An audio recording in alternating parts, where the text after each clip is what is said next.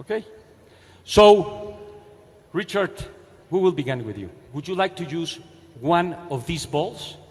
Or would you like to make your own questions, or one of the questions that you wrote? Would you rather ask your own questions, or one of the questions that you sent to me? Well, what about the white questions? Okay, we will begin. Él quiere al juego, al riesgo, al riesgo. Doki dice, yo quiero una pregunta de alguien que no conozca.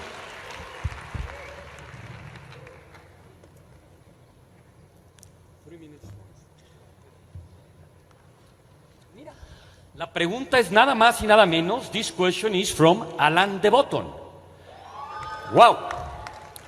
En español se las digo y ahora en inglés. ¿Alguna vez es suficiente? En inglés. Is it ever enough simply not to believe? What else can one believe in? ¿Alguna vez es suficiente simplemente no creer? ¿En qué más puede uno creer? Let me see the question. I didn't hear what. Is it ever enough simply not to believe? What else can one believe in? Please. Okay, so let me start out by saying that, in my opinion, all belief is a cover-up for insecurity. All belief. If I asked you, do you believe in electricity or gravity, you would find that a ridiculous question. So I'm not here to convince you that you should believe in anything, especially the supernatural. I'm here to ask you the most fundamental question that was posed earlier. Does the universe have a purpose? And there are two ways of looking at it. If you look at it from the top down, from the point of view of biological organisms, it looks like biological organisms are purpose-driven. Even a nematode or a small microorganism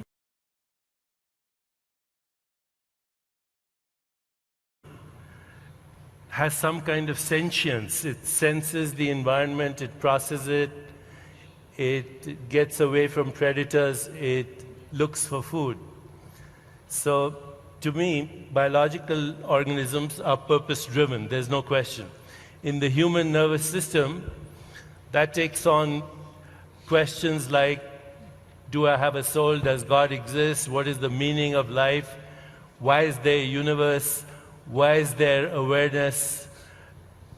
Is there truth, goodness, beauty, harmony? Is evolution merely random mutations and natural selection?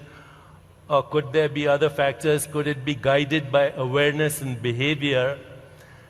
These questions occur to human beings. But I would say all organisms are purpose-driven.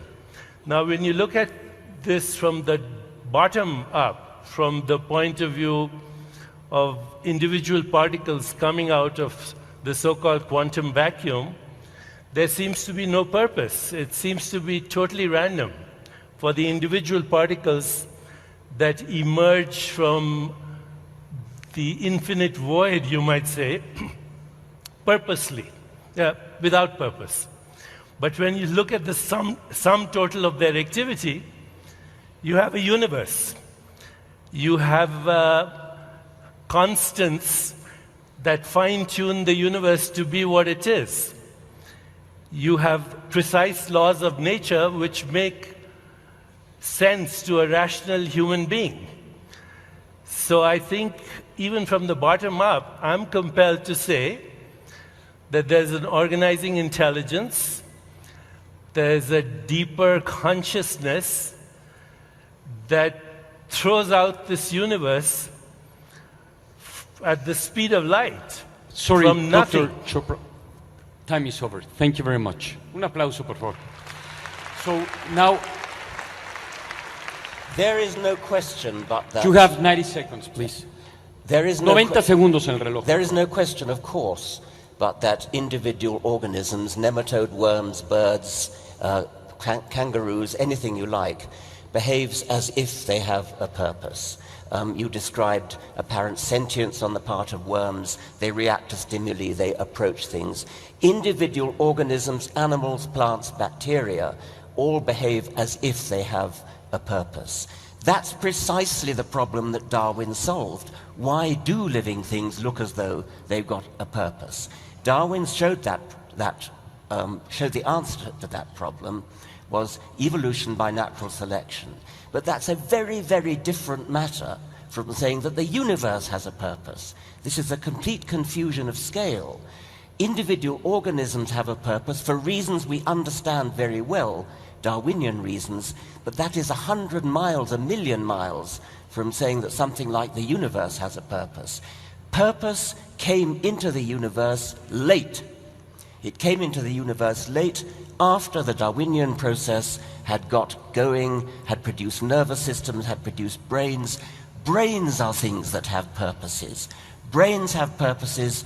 Brains, in the case of human brains, make machines which also have purposes. But that's the correct understanding of purpose. To push purpose back to the universe itself is to make a complete confusion. You have, Deepak, 60 seconds.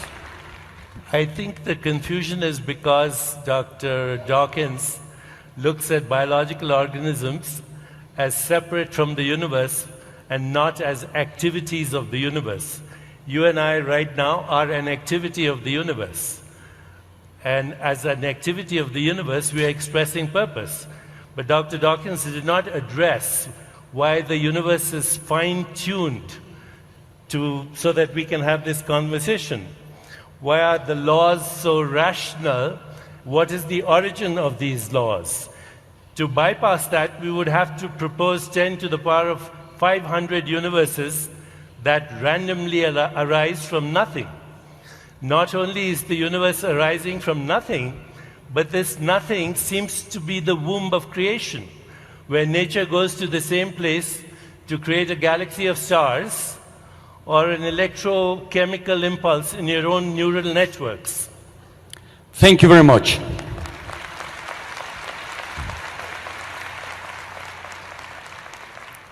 We have two options. One is, now we take another ball and now you make him a question, or we give each of you 1 more minute to keep talking in depth about this important concern. Would you rather that? Yeah. Por favor, pongan otra vez. You will have 3 minutes and you 3 minutes, okay? Por favor, 3 minutos, please. The issue of the fine-tuning of the universe, of course, is a completely different one, and it's a very interesting one which we can talk about. However, that was not what you were originally talking about. You were originally talking about the apparent purposefulness of living organisms, which is striking. I mean, it's a very, very important aspect of living things. That's why we needed Darwin to explain it.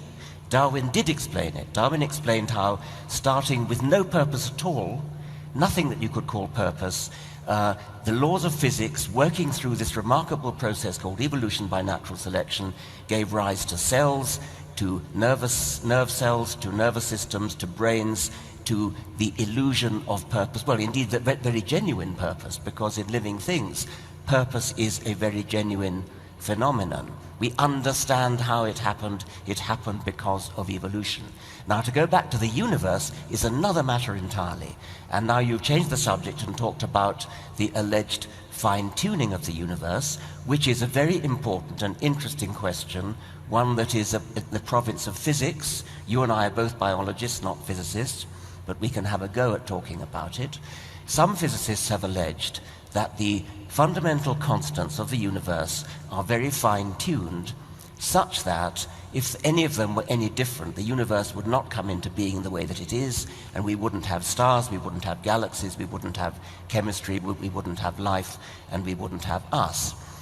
Some physicists dispute the alleged fine-tuning. Other physicists say that we don't yet understand enough about physics in order to know where those fundamental constants come from. Yet other physicists still talk about a multiverse in which there's a very large number of universes, and most of those universes do not have the physical constants tuned in order to give rise to us, but a tiny minority do, And by the anthropic principle, we clearly have to be in one of those universes that does have those properties. 3 minutes is an absurdly short time in which to talk about this, and it wasn't the original question, but perhaps we can come back to it on with a later discussion. Muchas gracias. Dr. Chopra, he just want to use 2 minutes. You have 3 minutes like he had. Okay. Whatever you want. But So Dr. Dockins, you and I are both have biological backgrounds, and we have both dabbled a little bit in quantum physics. I have to say that my current book is co-authored by a chaired professor in genetics and neuroscience at Harvard. I am writing and have papers accepted in professional journals on quantum biology and neuroscience, and I can give you the citations later.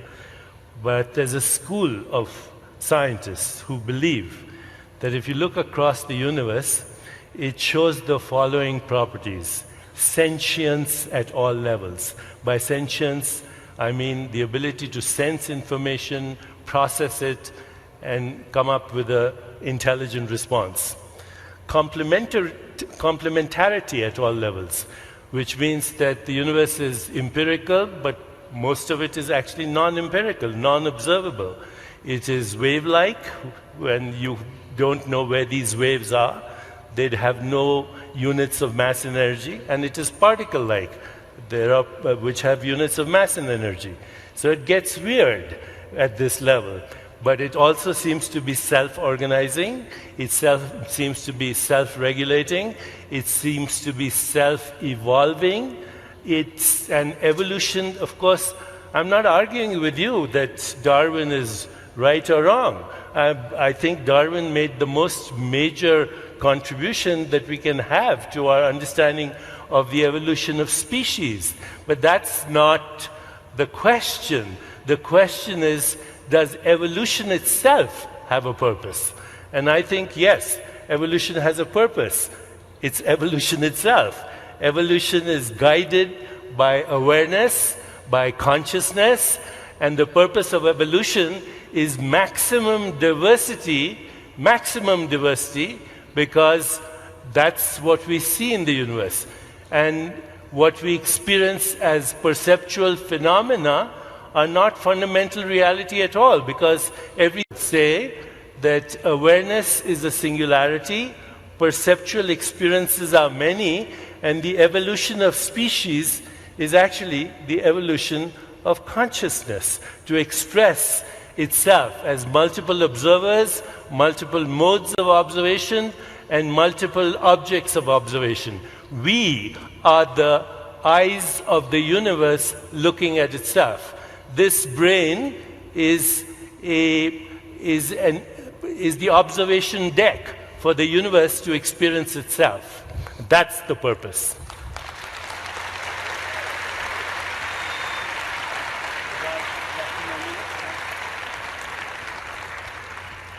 The scientists that I respect are scientists who work hard to be understood, to use language clearly, to use words correctly, and to understand what is going on.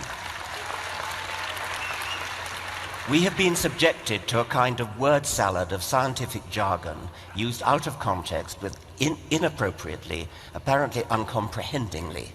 There is a deep confusion going on here between the properties of things within the universe and the properties of the universe itself. It is one thing to say that the universe contains objects that have sentience and the various other properties that you mentioned. Of course it contains objects that have sentience. We are among those objects. So are dogs. So are chimpanzees. The universe contains sentience. The universe is not sentient. This is the one thing, Deepak, you seem not to understand. You're constantly confusing explanations at the level of what goes on inside the universe with the universe itself. It's not enough to say the universe contains sentience, contains purpose, etc., and say, therefore, the universe is sentient, the universe is purposeful. Evolution, you say, has a purpose, diversity, because what we see is diversity. Of course what we see is diversity. That's the consequence of evolution. But you mistake when you think that evolution is driven towards it. Time is over. How Un much aplauso. time do I have Bueno. to respond? How Sure. much time? So, 1:30 minutes and we, How much? please, 1:30. It's your turn. So, Dr. Dawkins, I would like to remind you that ad hominem is a logical fallacy, and that's Science 101. You should know that. Ad hominem means talking about a This is person my as an turn individual. to speak, sir. Okay? You accuse me of jargon. You accuse me of misusing language. How many people understood what I was saying? You're lying. Okay? Now, I just came back from a conference on science and non-duality where there were over 300 scientists, biologists, neuroscientists, etc., who totally get this language. So just because it sounds like jargon to you doesn't mean it's jargon. You know, when a doctor speaks to a patient, the patient thinks the doctor is speaking jargon. When a mathematician speaks to people who are not mathematicians, this is an evolving science, sir. We do not know the answers to the two most fundamental questions of existence. Number one, what is the stuff of the universe? We don't know. 96% is dark energy and dark matter. Of the 4% that's atomic, 99% of that is invisible hydrogen and helium. Time over. And we don't know why there is awareness. The Time two over. most fundamental questions of our existence. Please. Of course, 1:30, por favor. we don't know about dark matter, dark energy. That's why we need more science and better science in order to solve that. You've changed the subject yet again. Let's talk about sentience. You say the universe has sentience. The universe doesn't have sentience. Things in the universe have sentience. Why do you confuse this audience by saying the universe has sentience? Can you tell me what the composition of the universe is? That wasn't the question. No, because you're talking things, right? Things are basically the atomic universe is stardust, and stardust has sentience in you and me. According to people like Freeman Dyson, even atoms have sentience. Atoms have no sentience. You disagree with Freeman Dyson? Yeah, then? if that's what he says, which I doubt, I disagree with him. Atoms do not have sentience. Atoms contribute to making brains. Brains have sentience. You need a highly complicated organization. It's a fundamental error to say that because a complicated thing has a quality like sentience, musicality, mathematical ability, and is made of atoms, therefore the atoms have sentience, musical ability, mathematical ability, etc. They do not. Atoms have to be arranged in complicated organizations, complicated structures interacting with each other, and then you will get emergent properties such as sentience, such as poetry, such as mathematical ability, such as spirituality. These things do not inhere in the atoms themselves, or if they do, you've got a hard job to prove it. You have a hard job to prove it? Can you prove it? I'm sure you're aware of the hard problem of consciousness. I'm sure you're aware that we have no science that tells us why we have any experience, whether it's mental, subjective, or it's an experience of the objective world. How photons coming and hitting our retina create the experience of a three-dimensional reality in space and time. This is the hard problem. It's the most fundamental problem in science. First, what is the stuff of the universe? And second, why is there awareness of the universe? Is awareness of the universe and the universe the same thing? Because if there was a universe outside of your awareness, for all practical purposes, you would never know it. So to say that sentience is an emergent property is assuming that only brains produce consciousness, whereas in fact, even a single fertilized cell, when you were conceived, was fully alive, was fully aware, and did not have a brain. It was present, it was aware, and it differentiated into trillions of cells, more than all the stars in the Milky Way galaxy, to create who you are. So to say that sentience requires an emergence through evolution, instead of saying that actually evolution could be driven by consciousness, these are the questions that some people are asking. And if you propose that sentience is an emergent property, then answer to me why there is no science that can actually give us an explanation to the two most fundamental questions of our existence. What is the nature of the universe? What's it made up of? And why is there sentience? Why is there sentience? You know, we talk about sentience as not just human sentience, which is, of course, you know, an evolutionary process, but sentience came from sentience. Have you seriously... Evolution does not explain the origin of life. It only explains the transformation of species. Yes, you changed the subject again. You will have 1 minute and 1 minute, and we will finish with this topic of the universe. And have you seriously just said that a single cell has consciousness? A single cell has awareness. What do you mean by that? That it has the ability to respond to its environment. Of course it has the ability to respond to its environment. That is not consciousness. So you said a while ago, atoms get together to create complexity. How do they get together? By processes which are well understood by biologists. By a process which is random or intelligent? Not intelligence. Okay. By the processes of embryology put together by the processes of evolution. You cannot seriously sit there and say that the hard problem of consciousness, and it is a very hard problem, is solved by saying that a single cell has consciousness. A single cell has sentience in the fact that it can respond to its environment and express its biological autonomy. But, okay, just 1 second, please. Un segundo, por favor. I think we're in a little loop because we cannot prove either things. You know, I want to nail this. I want to nail this. This gets to the root of the problem. It does. Consciousness is something very, very complicated. Of course we don't understand it. That's why it's called the hard problem. It's something that happens when brains reach a certain level of complexity. Now, a single cell, a single neuron, a single amoeba,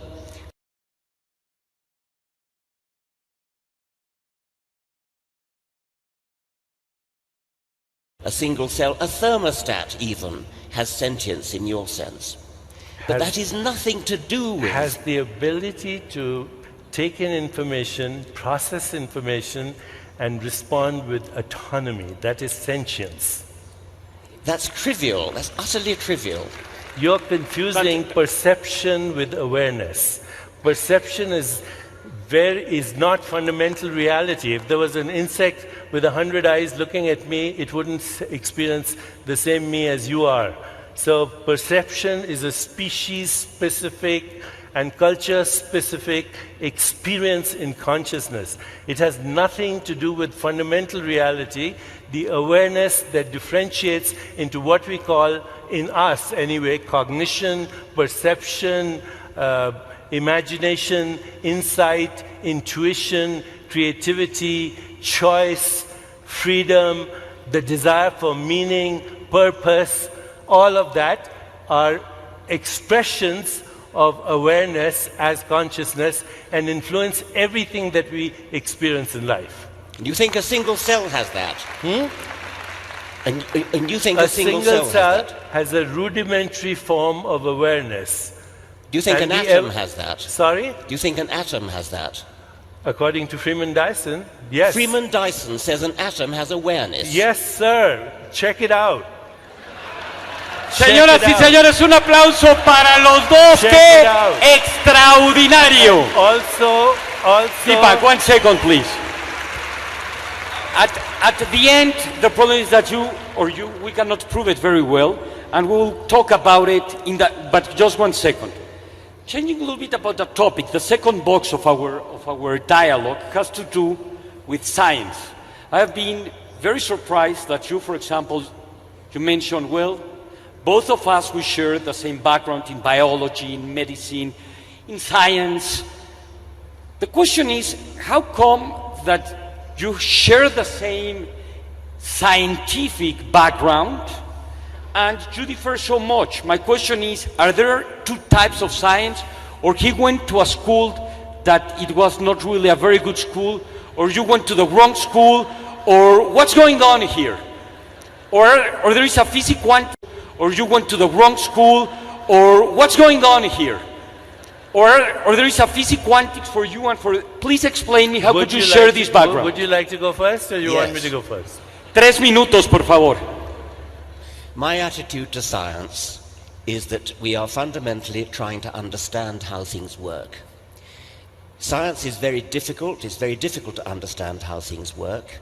The hard problem of consciousness has been mentioned, the problem of the origin of the universe, the problem of the origin of life, the problem of how life has this uncanny appearance of being designed, the size of the universe, the scale of the universe, how embryology works. These are all deeply difficult questions. They require hard scientific work, and in all cases, I think I'm right in saying that scientific work consists of explaining complicated things in terms of the interactions of their parts or of simpler things.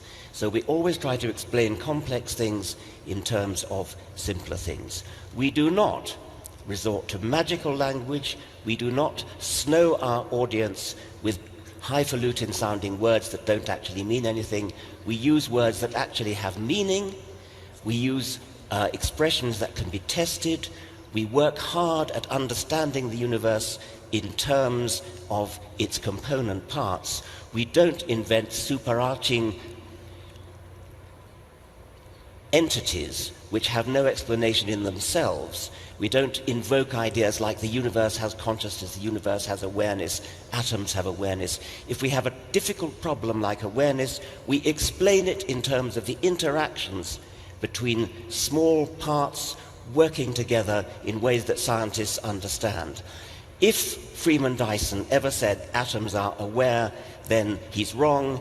I don't think he said it. I think he should sue you. Wow.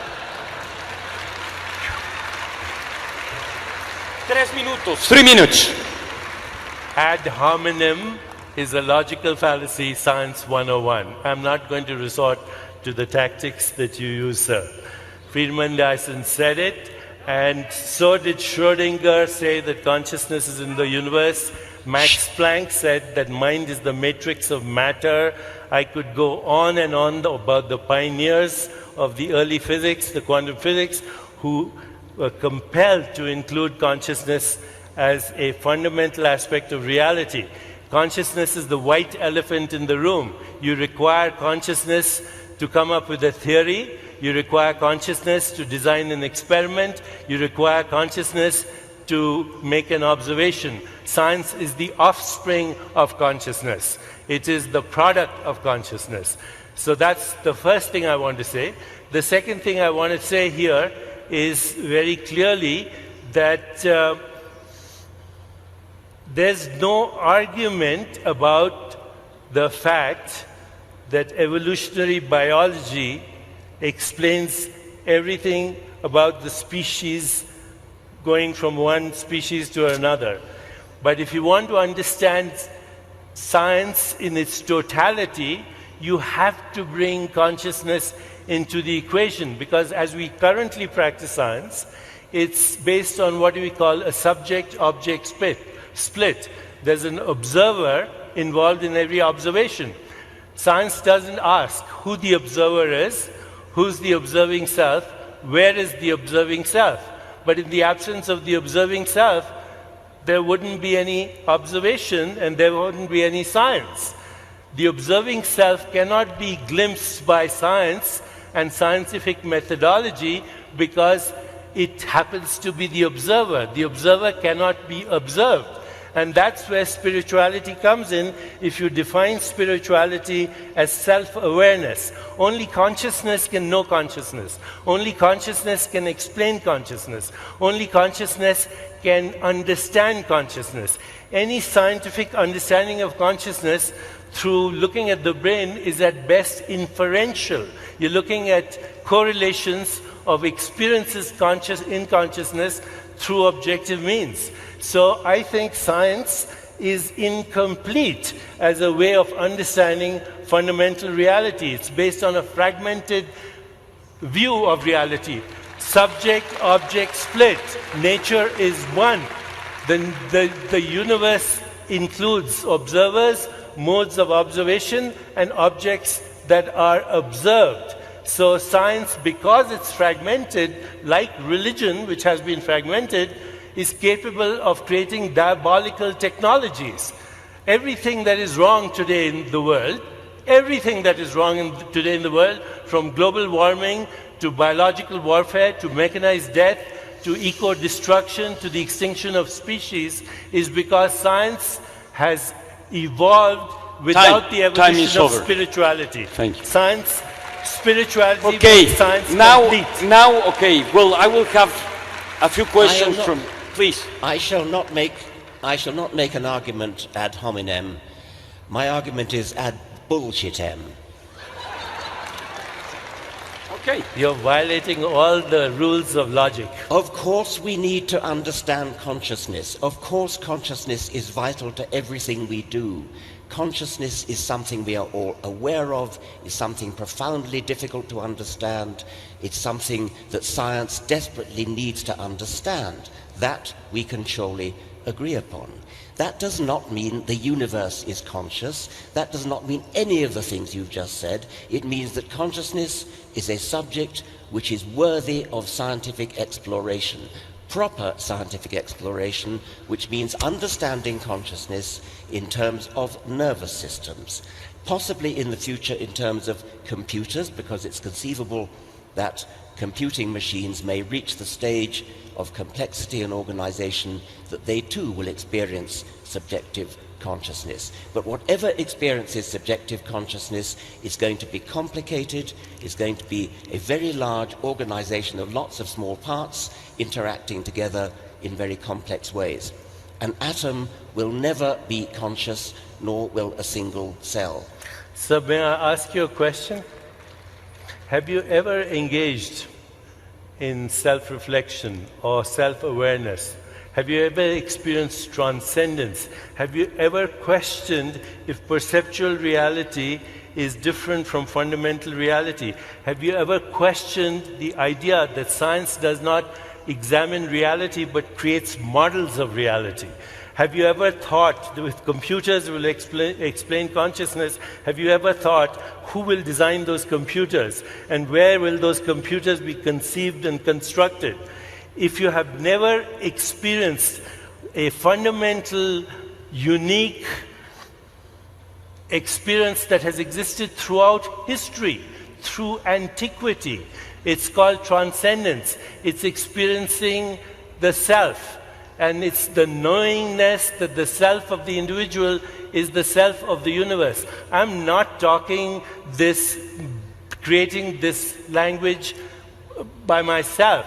This is the perennial philosophy that Aldous Huxley spoke about. It's what Gottfried Leibniz spoke about. The sages of the Upanishads spoke about. The transcendentalists like Emerson and Thoreau spoke about. But if you have never had the experience of what people call non-symbolic awareness, okay, we have your question. You have no what right about to comment on science being a complete Deepak. way to understand reality. Okay, the question is there. I have experienced plenty of things which could be called transcendental. I've experienced the feeling of almost mystical wonder that I get when I look up at the stars, look up at the Milky Way, contemplate the galaxies receding from us, listen to a Schubert quintet, read a sonnet of Shakespeare. These are all things which only a human mind is capable of doing. So may I ask you? Okay, sorry. Only a human mind is capable of doing that. And a human mind is capable of doing those things because the human mind has been put together in the brain as a highly complicated organization that has evolved over some 4 billion years of evolution, putting together nervous systems. It is a stunning achievement of evolution to have put together the human brain that is capable of being moved by such things. I yield to no one in my capacity to be moved by what you call the transcendental. What I do not do, however, is to indulge in mystical nonsense about it being there before there were brains, or the equivalent of brains. Wow.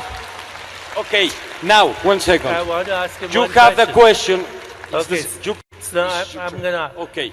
I understand that you've had those wonderful experiences. Have you had the experience of gratitude? Have you experienced epistemological humility? Have you experienced reverence for life and for existence? And if so, was it your neural networks manufacturing those experiences, neurochemicals manufacturing their experiences, or was there a deeper, intelligent, organizing consciousness that was influencing the behavior of those neural networks? How much deeper do you want? How much deeper do you want? Answer me, sir. Have you experienced reverence? You have asked me, have I experienced gratitude? I experience gratitude to nothing in particular, but I feel gratitude. I feel all those things that you say. And I do not yield to you in my feeling of the depth of which it is, the depth of understanding that we have yet to fathom, yet to plumb, in order to understand what's going on inside the human brain. Who's boggles we? my Who's mind. We? Who's we? The scientific community. The scientific community. Yes. Driven by mechanistic neural networks and chemicals? Yes, and let's belittle mechanistic neural networks and chemicals. They are well, very, then tell very me complicated. how they produce consciousness. I don't know. That's why we're working on it. You don't know either. No, wait. You say you don't know, but you totally dismiss mystical experiences or experiences that have existed for thousands of years, subjective but nevertheless symbolically present in every tradition of the world, where people have experienced what I would call non-symbolic awareness, non-dual awareness, subject-object confluence, unity consciousness. You totally dismiss this because it doesn't fit your scientific worldview. I don't dismiss it for one moment. I don't dismiss it. I want to explain it. Who wants to explain it? Just let him finish. I want to explain these experiences. Who's I? I want science to explain it. When you say I, who do you mean by I? Science, in this case. So I is science. No. That's just a dishonest. That's dishonest. It's. Please. I, as a scientist, ages have experienced, and I believe that I've experienced something similar. I believe that you have experienced something similar. They need explaining, and they will be explained, if ever, in terms of brains. That's a promissory note. It is. In this economy, don't trust a promissory note. It is a promissory note. And then nothing to be ashamed of. So you have extreme confidence in the way we do science. You're not open to a consciousness-driven science, a consciousness-based science. I don't know what that would even mean. An observer-based science. Observer-based science is another matter, of course. Science is necessarily observer-based. Well, observer is consciousness. We need to... Isn't the observer... You don't have a monopoly of consciousness. We all have consciousness. Okay. We're trying to explain. Un aplauso para los dos. Wow. Vamos a ir a otro tema. We're going to another topic. We have talked a lot about consciousness. Now I would like to ask you, Deepak, and then Richard, we have been talking a lot about, in Mexico and many places, that if we assume that there is this consciousness, we can work with this energy. and you have written a lot of books about it, and that you could actually attract things or make things happen. And there is a purpose, but there is also an intention. So my questions to you, and then I will make a question to Dr. Doukins, is if you can really make this change and this energy to have a direction, how come you cannot change his direction and you cannot change the direction of a lot of people from here?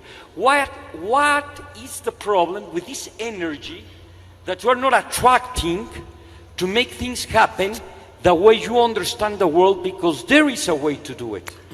We are all conditioned by the hypnosis of our childhood and conditioned by society, by ideologies, by religion, by history, by economics, and the prevailing scientific paradigm to look at the world in a certain way. And you asked the question, intention. I would ask, what's the origin of intention? Okay? Do you believe in free will, sir? I think free will is a very persuasive illusion. I'm very pleased to have that illusion. I behave and feel as if I have free will. Well, then we might as well stop the debate. None of us has free will or the ability to make a choice right now. I do believe that your intentions trigger behavior, trigger neural networks to act in a certain way, activate genes that are activated as a result of your emotional experiences. So I believe that intention triggers neural networks and then reinforces them. If you reinforce the intention, what we call habit, to create what is called long-term potentiation, and that then your behavior influences the activity of your genes to reinforce that behavior. So the fact is that you won't change anybody's mind here after the debate. In fact, those people who agree with Dr. Doukins will go back stronger in their belief. Okay, and those people who agree with me will go back stronger. We're not going to change your minds because we're all bamboozled by our conditioning to begin with. Well, that can we prove it? That can we prove it? We will see. Dr. Doukins, how could you explain that so many people follow his ideas? I know that it's very frustrated for you. I can feel it. The way that our brain works and how difficult it is. The question that I make you, how do you explain the brain of most of the people, not everybody, probably not even most, but how many millions of people follows and believe what you think it's really bullshit? I don't know. I mean, Un aplauso para los dos, gran evento. Señoras y señores, ¿cómo vamos de tiempo? By the way, we have 5 minutes. So please, I would love to have more time, but we have another debate. Okay, we will have 10 minutes. So, okay, we will have the whole year here. No, yes. Okay. By the way, please. Bullshit recycles as life. I didn't hear that. What is it? Bullshit recycles as life. Okay. In India we call it cow shit. That's where we call the cows. Vamos holy. A tener 10 minutos, tenemos otro debate. Les quiero preguntar, por favor, vamos a probar la hipótesis, que es además de un biólogo, que acaba de decir Deepak. Who will prove his hypothesis? Who have changed? ¿Quién ha cambiado? Pero sean honestos, no por darle lugar a uno o al otro. ¿Quién antes del debate pensaba como Deepak o como Richard, pero después de esto cambió de opinión? Griten, yo cambié, yo. Well, there are few people. Okay. You have to ask him just one question, and we will talk 5 minutes in each of those topics, and the debate will be over, okay? So he asked the question. It's your turn, please. Or would you rather that we have another? You have a question from your own, please. Have something.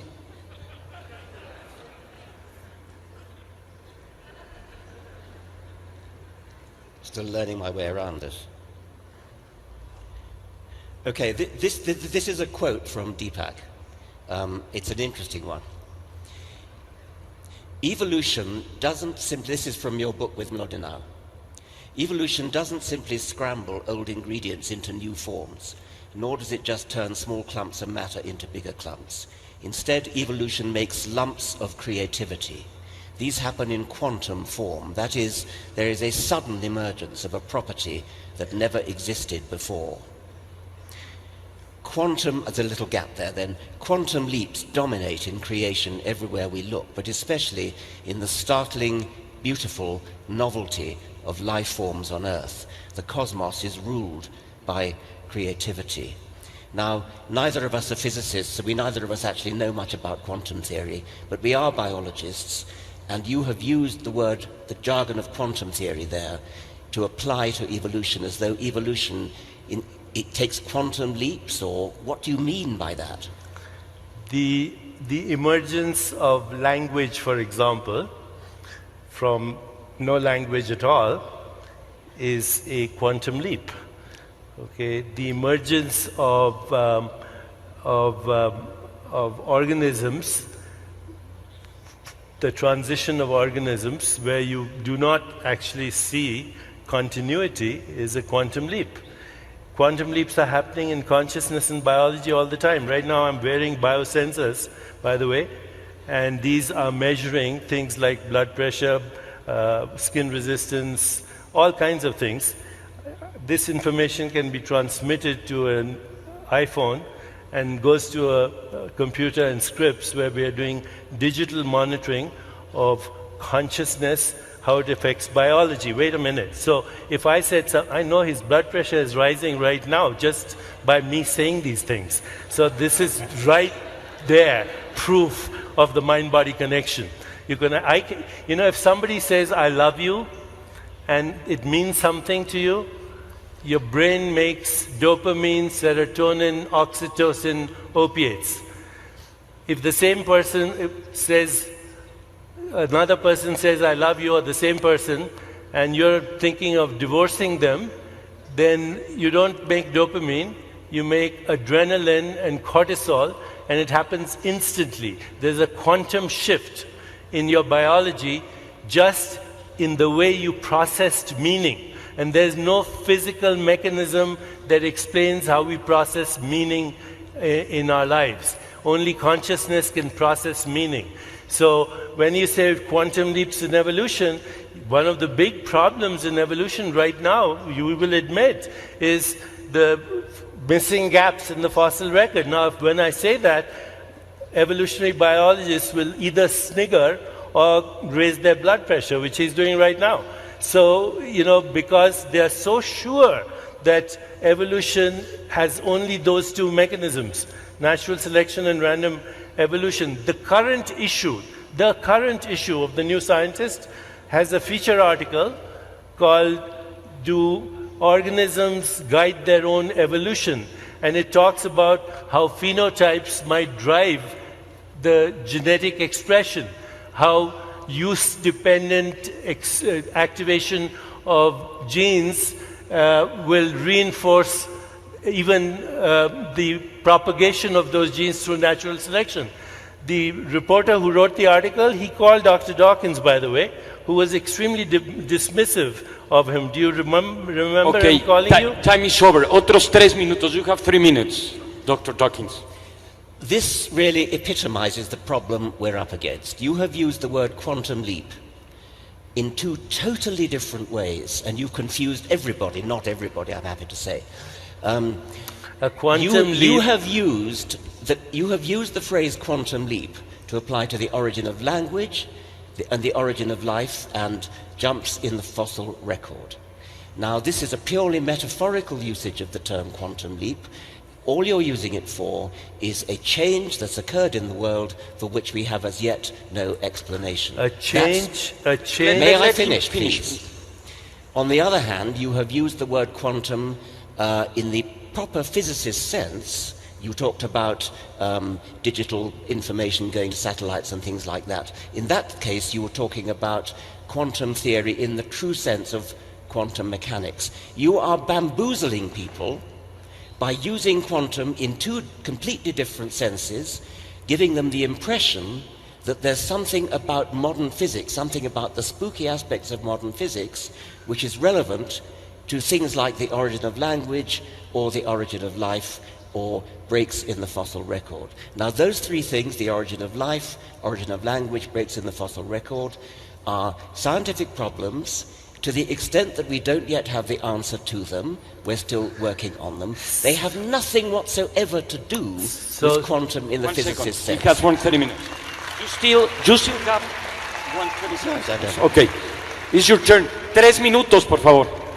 There are several uses of the word quantum that are not restricted to a subatomic particle moving from one location to another location without going through the space between. That's what a leap is, a quantum leap in quantum physics. But the broader community uses quantum for any phenomenon, any space-time event that exists in one location in space or time and then exists in another location of space and time without going through the intervening space. It's called the discontinuity. And the use I have given it is a very broad use. Of course, Dr. Dawkins rightly claims that it is a metaphorical use, but he should understand that all science is metaphor anyway, to begin with. Nobody's actually, explained how a subatomic particle appears out of a non-empirical realm. And then when it's not being observed or it's not interacting with other particles, how does it go back? So yes, quantum leap has a much broader connotation, including if you watch Star Trek, when the captain says, "Beam me up, Scotty," and Scotty presses a button, and the captain disappears here and shows up there without going through the space in between. So I agree, I've used it metaphorically, but in fact, all science is a metaphor. Minuto y medio, por favor. Metaphors are extremely valuable. I use them myself all the time, but a good metaphor is one that clarifies and doesn't obscure. For you, sir, it confuses you. Please, it's not Deepak. confusing a lot of people out there. Please. Perhaps you should catch up. You talked about the analogy being, in this case, going from one place to another without passing through the intermediates. That's a hell of a leap for you to make. When you talk about the origin of life, there is no such thing as not passing through the intermediate stages. There were intermediate stages. We just don't know what they were at present. That's a very different thing. In the case of gaps in the fossil record, the gaps in the fossil record apply quite simply because not everything fossilizes. It's rather a good thing it doesn't, otherwise we'd be snowed under with fossils. The origin of language, a mysterious and fascinating question. We don't know what the intermediate stages were, but we're absolutely sure there were intermediate stages. There were intermediate stages in all three cases. Now, it is true that in everyday language, in the English language, we do use the phrase quantum leap to mean something rather vague, but we don't bamboozle audiences by deliberately confusing that with a modern physics explanation which everybody, including you and me, finds hard to understand. Incidentally, because I was coming here and because I've been heavily criticized by the mainstream scientific community for my book Quantum Healing, including by Dr. Dawkins, I just, out of curiosity this morning, went to Google to look at the reviews of Quantum Healing when it first appeared in 1988. And there's a really good review, guys, in the New England Journal of Medicine of that book. Okay? So, again, Dr. Dawkins would like to check it out, just like he wants to check out Freeman Dyson, because it doesn't appear with his worldview. I have just had a paper accepted in a journal called Neuroquantology with 2 quantum physicists, including a chaired professor in a university in California. It's going to appear in December 25. I have written papers on quantum consciousness in the Journal of Cosmology, a special edition that was edited by Sir Roger Penrose. So, I am not that loose with my language. I know when I use metaphor, and I know when I use it accurately as well. Thank you very much, Richard. Thank you very much. Let me just share very few things with you. We're almost running out of time. Time It's pretty doesn't interesting exist. that in the side of science, we still have a lot of questions, and we know that we have to have a curious mind, think about it, but we don't have all the answers, and this is the scientific mind. In the other hand, as we can see with the spirituality, probably in this side of the spectrum, he or somebody or many people have found or discovered many answers that scientists are still looking for. And probably the reference that Deepak put to support his work are the same that will support him or vice versa. And at the end will be a loop. And we have been talking around all this time into two big questions: the purpose of the universe, the awareness of the consciousness, the methodology that science uses, the methodology that spiritual people uses, and also we have talked about two kinds of sciences in a way. We share the same background, but we differ in all the results and the outcomes. The only question that we didn't answer, and we just have 2 minutes or 3, but I think it's also a very important topic for this day, it has to do with religion. And this will be the last opportunity to say something because it was part of the agreement. The big question was, is religion good or bad for humanity? And I know it's a very big question for 3 minutes to answer, but I don't want to leave this auditorium without having the chance to listen to your opinion. So we will begin with you. 3 minutes. Is religion good or bad? It's neither and it's both. Religion, like any institution, has succumbed to cronyism, power-mongering, influence peddling, corruption, bureaucracy, and all the things that happen with organizing any activity. Is it good? Well, people have had religious experiences throughout the ages, which include transcendence, epistemological humility, reverence, gratitude, the feeling and emergence of Platonic qualities like truth, goodness, beauty, harmony, understanding that there is evolution in the universe. These are, I think, religious experiences, and they have been there throughout history. There is also, through religious experience, a shift in identity from personal identity to a broader identity that allows those people who have that experience to overcome their fear of death, to lose their fear of death. And there is, again, what I said, this deep humility and gratitude and reverence for the mystery of our existence. That's the religious experience. Now, of course, it can be corrupted, and people go to war and kill each other and do all kinds of abysmal things in the name of God and the name of religion. But that doesn't mean that the religious experience itself is invalid. Does science have good or bad aspects to it? A fragmented science, in the absence of evolutionary changes in our spirit or consciousness, creates the technologies I mentioned. You know, mechanized death, global warming, climate change, extinction of species, risking our own extinction. So I believe that we do need a broader science that accommodates spirituality, the spiritual experience, so we use what we know from science wisely, so that we can make the best use of scientific technologies.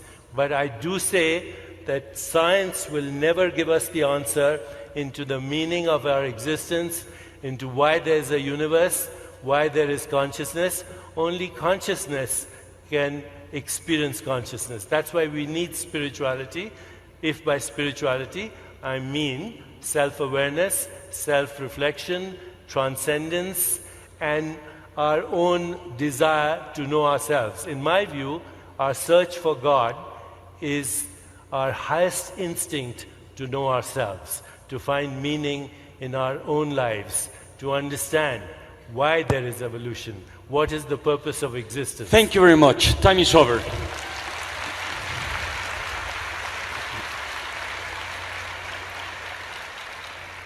The question is not whether individual people who happen to be religious or who happen not to be religious are good or bad. The question is whether religion itself is. I think there are aspects of religion which are bad in themselves. I think that the idea of blind faith, believing something without evidence, and sheltering behind the right to hold faith, such that you can justify doing bad things because your religion, your faith tells you it's the right thing to do. Many good and righteous people who believe themselves to be good and righteous have done terrible things precisely because they believe that they're doing it for their God. So faith, blind faith, can have that bad effect. For myself as a scientist, I'm accustomed to saying that the thing that I really object to about religion is that it teaches us to be satisfied with not understanding, teaches us to be satisfied with pseudo-explanations which are really not explanations at all, things that sound good.